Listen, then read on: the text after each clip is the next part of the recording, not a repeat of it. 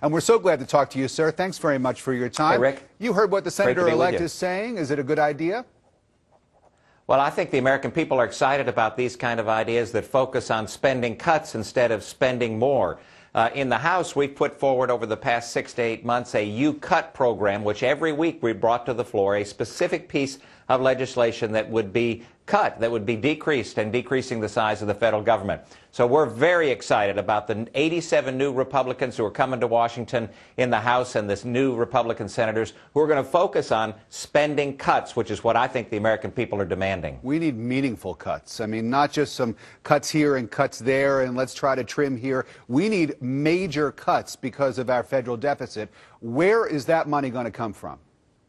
Well, there are all sorts of ways, as you well know. The incoming speaker has said that he's going to cut the legislative budget by 5% across the board, which is a wonderful beginning. As I mentioned, we put forward You Cut programs each week, and there are very specific pieces of legislation that will decrease spending, that will decrease incentives for the states, for example, to provide incentives for people not to work. Amazingly, we continue to provide incentives for people not to work. Those kinds of billions of dollars that tack on, add up over a period of time, make a real difference. But you mentioned the real spending cuts is the reforming of the entitlement program, Social Security, Medicare, and Medicaid.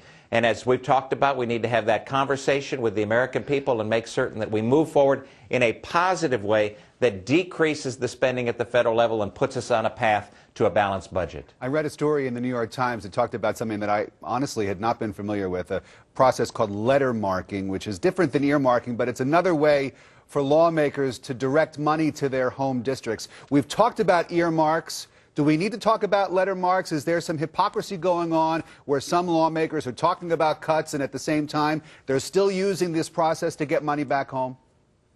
Well, I think getting money back home is one thing, but the real issue is greasing the skids of spending more money in Washington. And that's why earmarks are a problem, because what they do is they commit an individual member of Congress or the United States Senate to vote for a much larger piece of legislation because they get their little program in the bill itself. And that's what has to stop. That's why we need the fundamental reforms to the system of accountability and transparency, but also making certain that we truly decrease the spending at the federal level. I have just a couple of seconds, Congressman. The president says we can't afford to keep extending these tax cuts.